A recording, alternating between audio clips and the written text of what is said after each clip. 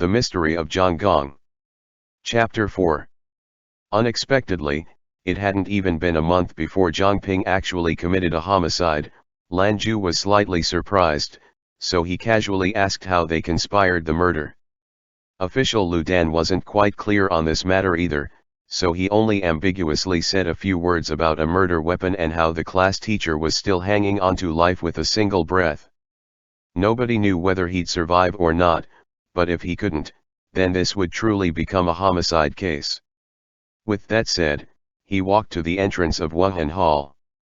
Wang Yan, the assistant minister of the Ministry of Justice, greeted Lan Ju there with a cup of his hands. "Minister Lan, what an unexpected visitor. What important business do you have here for you to unexpectedly come over?" Lan Ju returned the courtesy before responding. "What else can it be but the matter of rewarding Lu Jihui?" The Ministry of Appointments said after the Ministry of Revenue returned the files.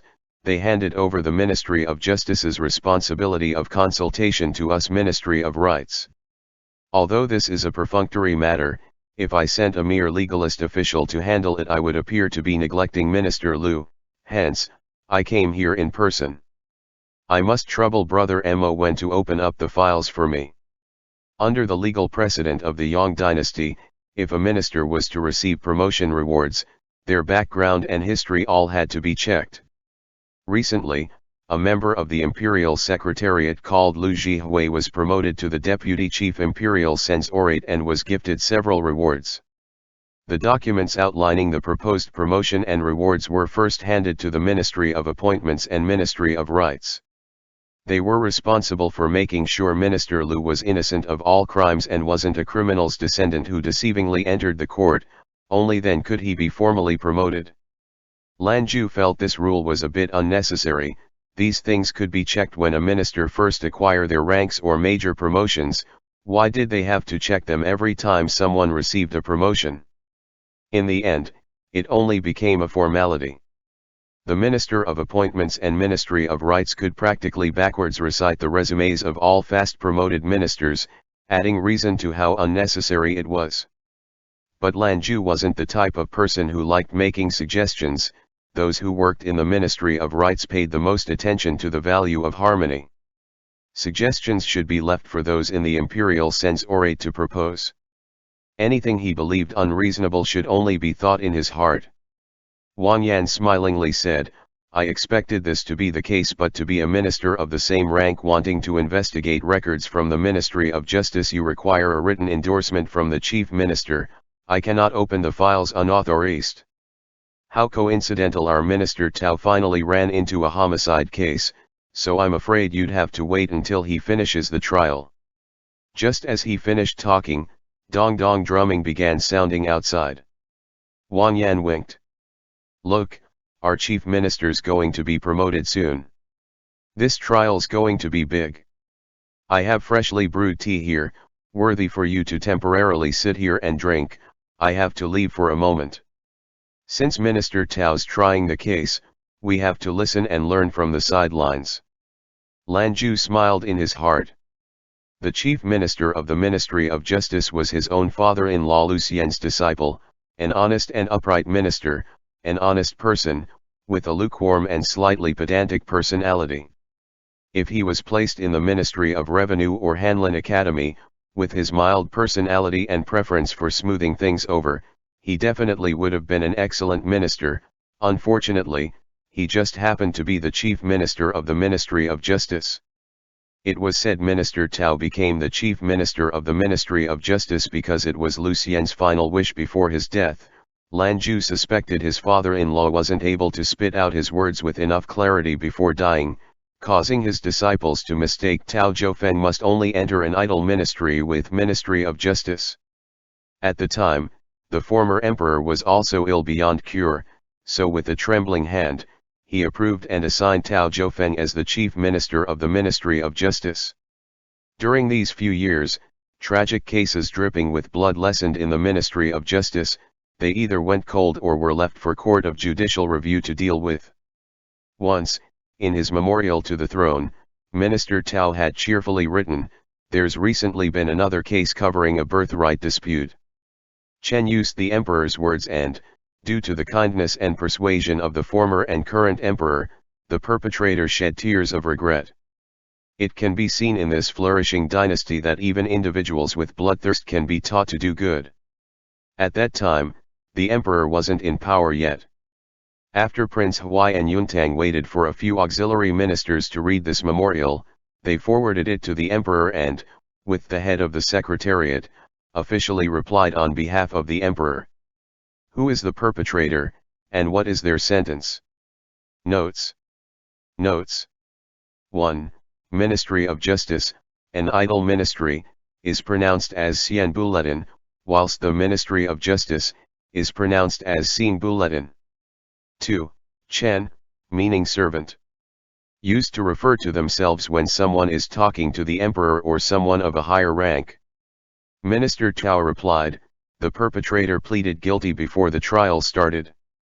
He's the youngest son of the deceased and was born from an affair between the deceased's concubine and another. His life history is unclear and his mind was swayed by demons, forcing him to commit evil deeds, a truly pitiful man. When Chen made the final decision, tears couldn't help but fill my eyes. If he had the emperor's enlightenment in his heart, how could he commit such evil? But alas! Soon, the memorial was replied to with flamboyant vermilion. Alas, he committed the heinous and unforgivable crime of murdering his father. If you don't kill him, the emperor will also shed his tears. Behead him. Minister Tao tearfully sentenced the father-killer to death. Not long after, he wrote a letter requesting the emperor's approval for him to plant a weeping willow and chrysanthemums outside the prison so the heinous criminal could listen to the sound of falling rain and the birds singing, to let him feel the love of the world. He also wanted to engrave and distribute small booklets advising benevolence among the criminals in the prison to enlighten these living beings. Prince Huai and Prince Yuntang, along with several auxiliary ministers, diligently endured Tao Zhofeng for a very long time, but none of them wanted to violate the former emperor and Grand Tutor Liu's last wishes. They all gritted their teeth, waiting for the emperor to finally take power and deal with him. Minister Tao might have vaguely felt the signs, so during the following days after the emperor came into power, he'd been pulling himself together to desperately handle cases.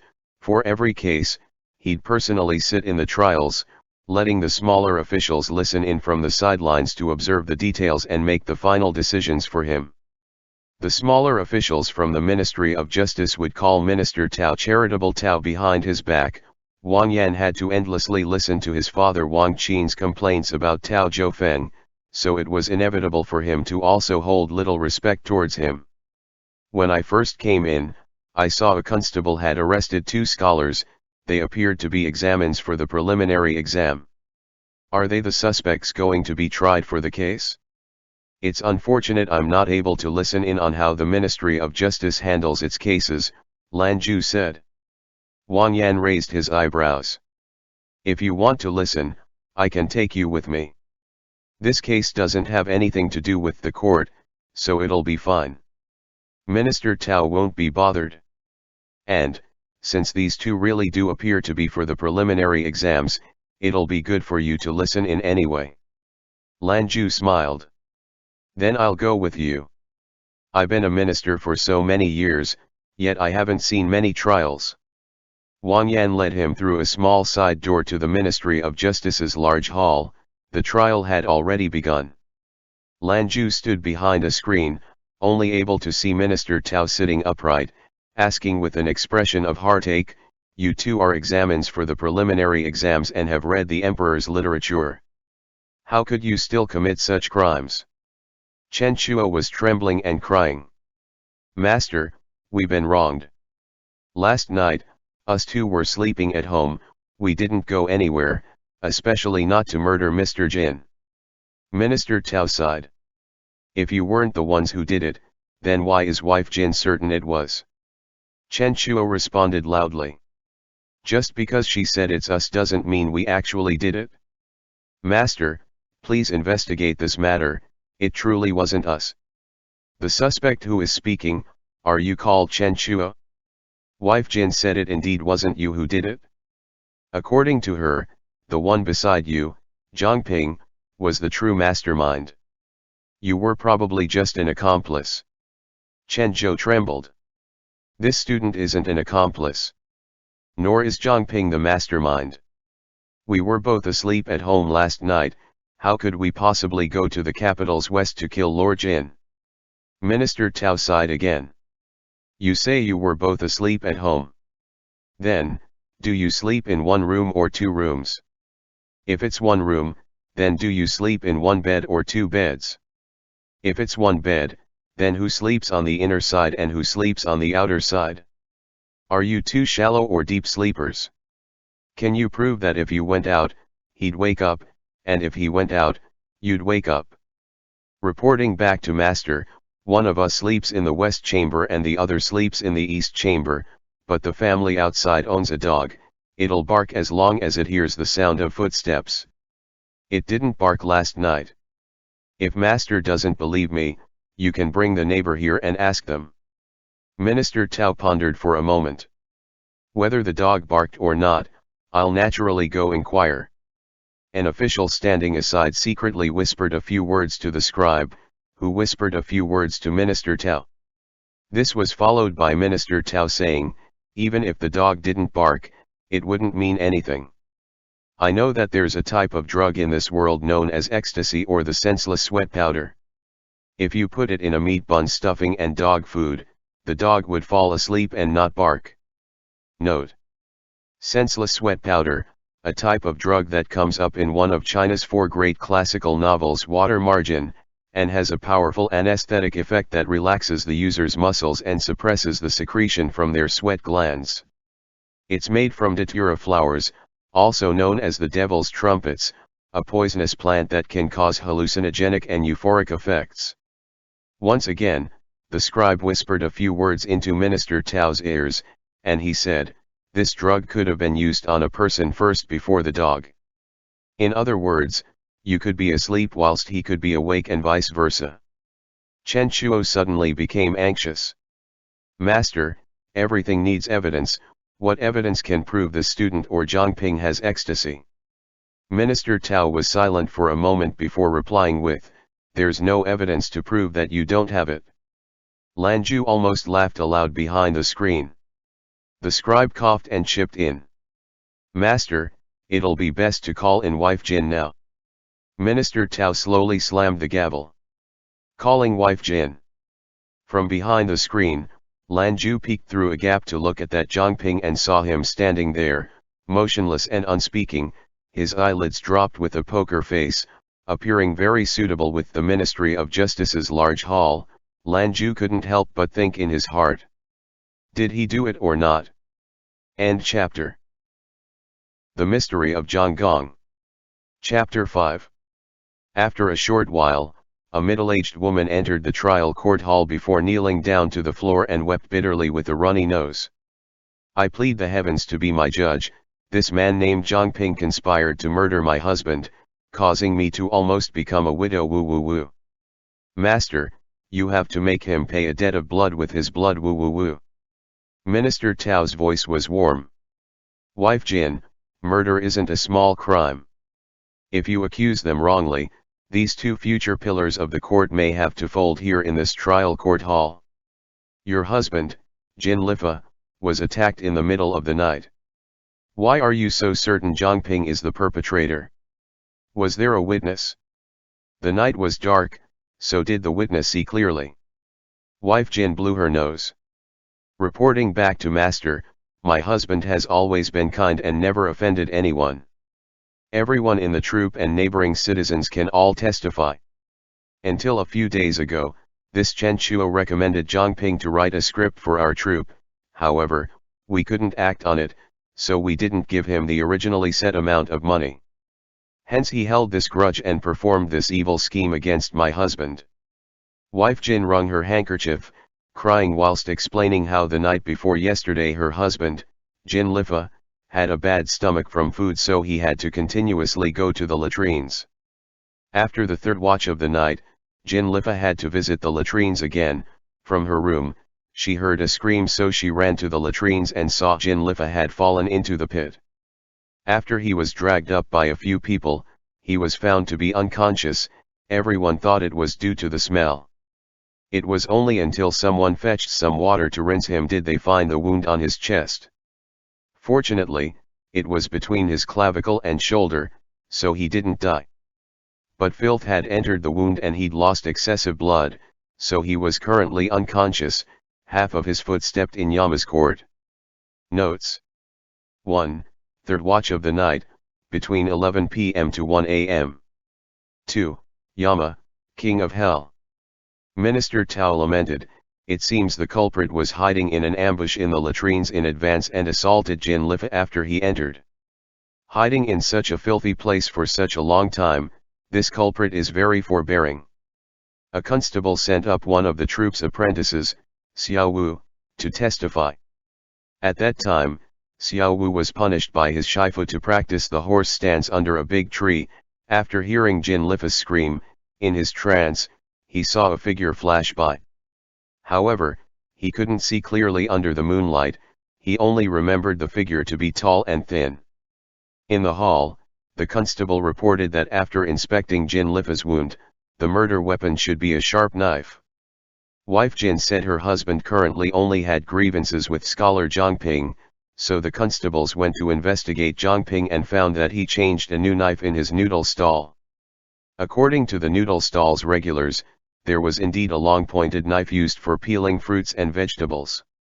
The constables went to search within Zhang Ping's home and found an inner shirt and a pair of old pants that smelt vaguely unpleasant. Minister Tao dropped his eyelids halfway down.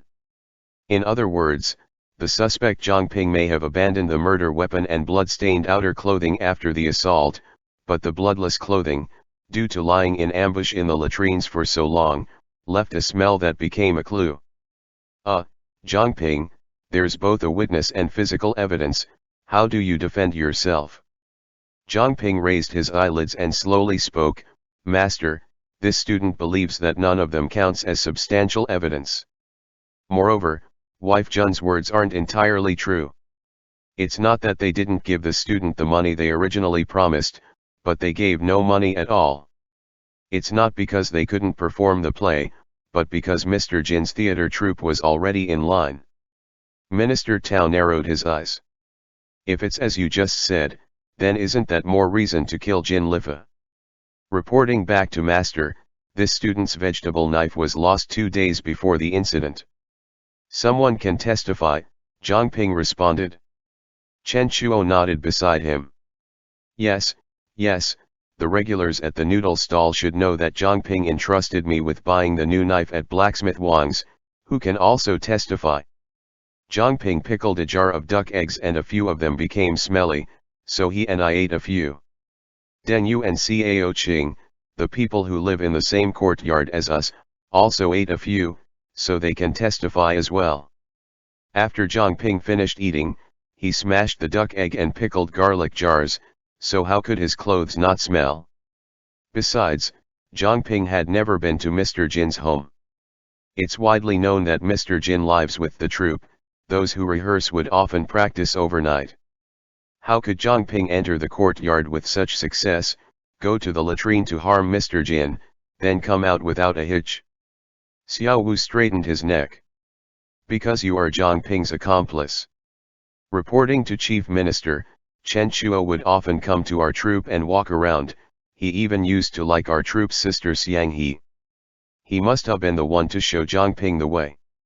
Chen Chuo's voice suddenly became louder. This is slander dash. Xiao Wu continued shouting, it's you, it's you.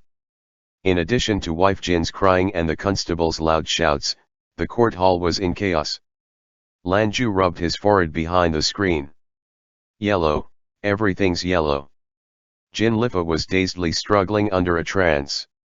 The yellow faded away and his nose caught the scent of a light fragrance. In spring, when wildflowers bloomed across the mountains, the wind would carry the scent. He walked in the mountains, the soil under the grass soaked with dew, the soles and uppers of his shoes were covered in mud. He walked hurriedly because he needed to. The sun shone into his eyes. He squinted, vaguely, he saw He wanted to raise his hands to block the sunlight, to see more clearly. He opened his mouth. That's. He couldn't say anything. Pa. Minister Tao slammed the gavel. Quiet. No clamor in the court hall. He looked down at the two youths who should have had unlimited prospects and shook his head regretfully. I also want to believe your defenses, but it's far too implausible. These few items of evidence seem to be insufficient, but they all point to you, someone who has discord against Jin Lifa and his wife. I have no choice but to dash. From the sidelines, a small official hurriedly walked around from behind the screen and whispered a few words to the official beside Minister Tao. The official hurriedly stepped forwards and said, Chief Minister, please wait, this humble servant has a new report on this case. The still unconscious Jin Lifa just spoke in his comatose state.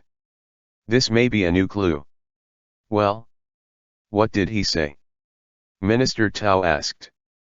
The official had a strange look in his eyes. That Jin Lifa kept saying three words, Great Yellow Immortal. Note. Great Yellow Immortal, one of the 5 great immortals, in the form of zoomorphic deities, in northeastern Chinese religion, also known as the Weasel God. Minister Tao frowned. Great Yellow Immortal? The weasel who became an immortal in folklore? What does this have to do with the case? Below, Zhang Ping spoke in a low voice. Master, the Great Yellow Immortal has something to do with the script class teacher Jin wanted us to write. Wife Jin said that 10 or 20 years ago, her Biao Mei suddenly died. At the time, everyone believed she died because the Weasel God had sucked her soul. Note, Biao Mei, female cousin. End chapter. The Mystery of Zhang Gong. Chapter 6. Minister Tao pondered for a moment with an expression of clarity. I understand now. Is it because you didn't change the script according to class teacher Jin's requirements, causing him to still brood over it even when unconscious? The 3 words Great Yellow Immortal refers to you. Zhang Ping, so far, all the evidence is against you. How are you going to defend yourself? Zhang Ping lowered his eyelids again. This student has nothing to say. Wife Jin kowtowed fiercely. I plead master to quickly close the case and appeal for my husband's justice. Minister Tao stroked his beard, shaking his head and sighing. Wang Yan finally couldn't help but step forward. Master, this humble servant believes there are still many questionable aspects of this case. Why don't we continue investigating this matter for another day or two? Maybe we'd find more dependable evidence. Minister Tao nodded lightly. All right, today, let's temporarily leave the court hall. Wife Jin, rest assured. I'll definitely give you justice. Zhang Ping was temporarily taken to prison, and since there was insufficient evidence that Chen Chuo was an accomplice, he was released after the trial. Crying and wailing, wife Jin left with her troop. Minister Tao removed his robe after the trial and Lanju took this opportunity to come up and explain his intention of arrival. After obtaining Minister Tao's written permission, he went to the dossier storage to inspect the files. Although this was just a formality, he couldn't be sloppy. Evening had already approached by the time Lanju came out to inform Wang Yan of his inspection results. Lanju sat beside a bookcase, writing a record for the file investigations, whilst Wang Yan sat aside staring at a bowl of tea as he rubbed his temples. Lanju couldn't help but smile. Why is Assistant Minister Wang sighing so much? Wang Yan replied dispiritedly, my colleagues and I accompanied our chief minister in a discussion about this case for the entire afternoon. My head hurts. Lanju dipped his brush in ink. Your chief minister seems to have determined Zhang Ping to be the criminal, so why do you have a headache? Our minister Tao has always been cautious and pitied the weak. He's afraid that he'd make a wrong judgment for the case, so he's hesitant and indecisive, Wang Yan said. Lanju didn't say anything. Chief Minister Tao's case trial today truly opened his eyes. Pitiful Zhang Ping unexpectedly bumped into such a situation. who knew if he'd turn into another unlucky soul at Keishakao. Note, Keishakao, an execution ground where capital punishments in Beijing during the Qing dynasty were carried out and open for public viewing. Wang Yan took a sip of his tea.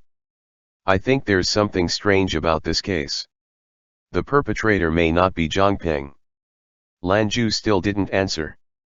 When he finished writing the record and the ink had dried, Wang Yan stamped it and placed it in the archives. Suddenly, he asked, Peiji, are you free tonight? Note, Peiji, an honorific for someone admirable or respectful.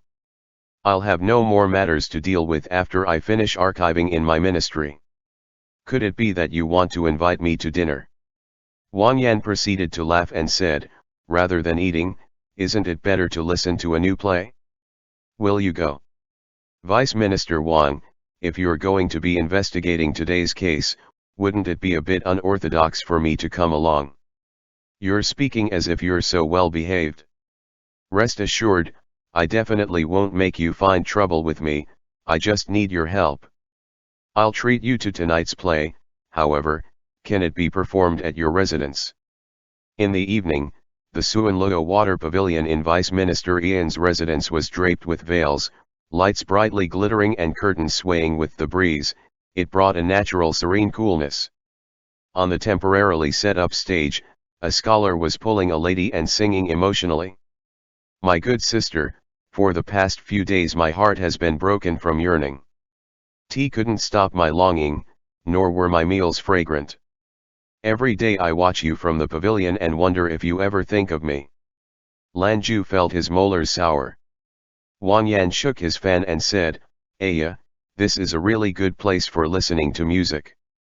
A servant girl bowed and added more tea. Lan Zhu's gaze swept not too far away and caught a glimpse of a corner of clothing exposed behind a pillar. Lan Zhu murmured, come out. A small figure stiffly turned out from behind the pillar, his head down. Didi. He cupped his hands in greeting to Wang Yan. Wang Yan spoke. It's been a long time since I visited your residence, your esteemed son has grown taller again. I remember your name is Lan Hui, right? Come, listen to the play. Lan Hui raised his head with delight, only to drop his eyes again after seeing Lan Zhu's expression. Lan Zhu said slowly, you're still young, so it's not appropriate for you to watch these plays involving passionate love between a man and woman. Return to your room and revise your work. If you get distracted, then just sleep. Lan Hui made an HN sound and reluctantly moved a little. Lan Zhu asked, have you eaten dinner? Lan Hui replied a soft yes before raising his eyes to look at Lan Zhu again. Didi, uncle told me to visit him during the Dragon Boat Festival to eat zongzi. Then you can go. Your, 4, Biao Ji Tong will be participating in this year's preliminary exam, so I need to avoid him and won't be going with you. Note, Biao Ji, male cousin. Lan Hui made another HN sound and cupped his hands towards Lan Zhu and Wang Yan each to bid them farewell before he was led back to his room by the steward. Wang Yan sneered. Peiji, aren't you too strict on your son? He's already 7 or 8 this year, what's so wrong about letting him watch this play? Those 3 wild monkeys back at my home would always remember to watch plays with their grandmother and have seen everything. They jump up and down every day and almost demolished my courtyard wall once, truly not as gentle as your son. Lan Zhu picked up his teacup and stirred the floating leaves. I've never cared about what plays he watched, however, he has to watch good plays. Such a troupe performing such a wild play, don't tell me you'd invite them back to your residence for your esteemed sons to listen to. Wang Yan cupped his hands in surrender. I was wrong. This time, I'm truly sorry to Assistant Minister Lan. If there's a turning point in this case, this humble one would definitely reward you.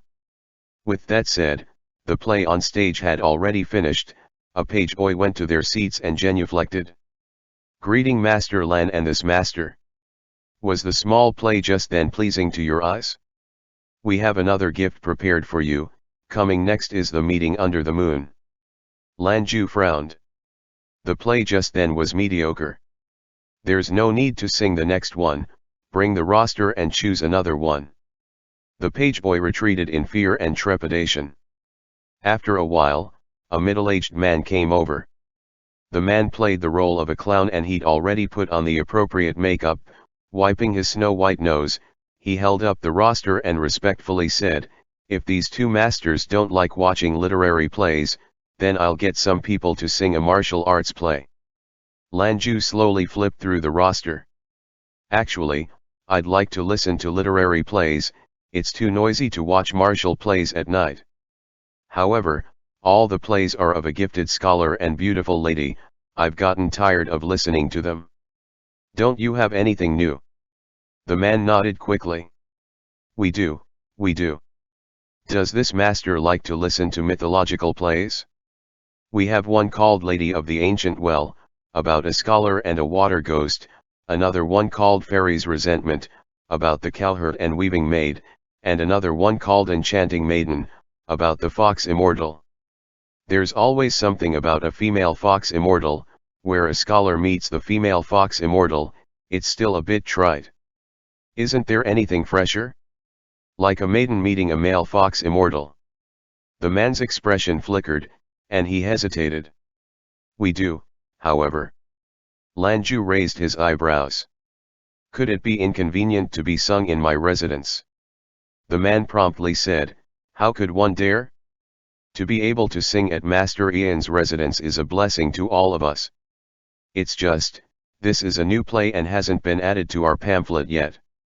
We've only just performed it for a few days, so we're afraid the newborn words would be badly sung and Master would blame us." From a side, Wang Yan spoke up. "We won't blame you. Everything's fine as long as there's something new to listen to." Lanju closed the roster. "We'll just have a listen, it'll be fine even if you make a mistake." The man nodded repeatedly in response and left with the pageboy. Not long after, the play began. It was called Fox Youth. Wang Yan said, Fox Youth, Fox Youth. It should be called Weasel Youth." On stage, a lady dressed as a noble lady inclined on a couch, holding a circular fan as she sang. "Another season of spring has arrived, and an entire garden of spring flowers and thoughts make cacophony. I look towards the splendor of spring, weary, and pick up my 7. Linghua mirror.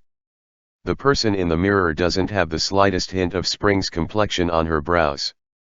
Note, Linghua mirror, the name of an ancient bronze mirror. These mirrors are typically hexagonal or have a linghua, water chestnut flower, engraved at the back. Lanju's teeth began to feel sour again. That Zhang always appeared dazed, yet he could actually write a young maiden's spring thoughts with such liveliness. One truly couldn't judge someone by their appearance. The noble lady in the play was called Yudi. Hoping for amorous feelings, she burned incense at a temple. Unexpectedly, the god statue suddenly opened its mouth and spoke to her. "I am an immortal from heaven who would occasionally come down to the mortal world. Seeing your sincerity and determination, I promise you a good marriage in the back garden at midnight." After Yudi returned home, she thought to herself, a wood-carved and clay-molded statue spoke with such immodesty. "I'm afraid there are no immortals in the world, someone must have dressed up as God to play like the devil and deceive me." This woman suddenly became shrewd, but to be this shrewd, they won't be able to continue the play, Wang Yan said. Just as he finished speaking, Yudi suddenly changed her words. "I really shouldn't think this way, all gods have good intentions to assist mortal beings. Since I've been enlightened, how can I not meet the perfect man the heavens had bestowed me?" So Yudi went to the back garden and met a young man wearing a mask, an abnormal fragrance on his body. Although Yudi couldn't see his face, she was charmed numb by the fragrance, hence she dedicated herself to that man. After a good round of joy and laughter, Yudi returned to her chambers and began singing again. "Calm your heart and think carefully. Don't you unconsciously feel cold all over? Whether he's a ghost or a human is still unconfirmed, and whether this is truth or lie is unclear." The fragrance was like a soup of ecstasy, making me unable to help but bury my innocence. What am I? Behind the curtain, a head stuck out and murmured, "Wrong, wrong." Lanju raised his hand to stop the play and summoned the troupe members.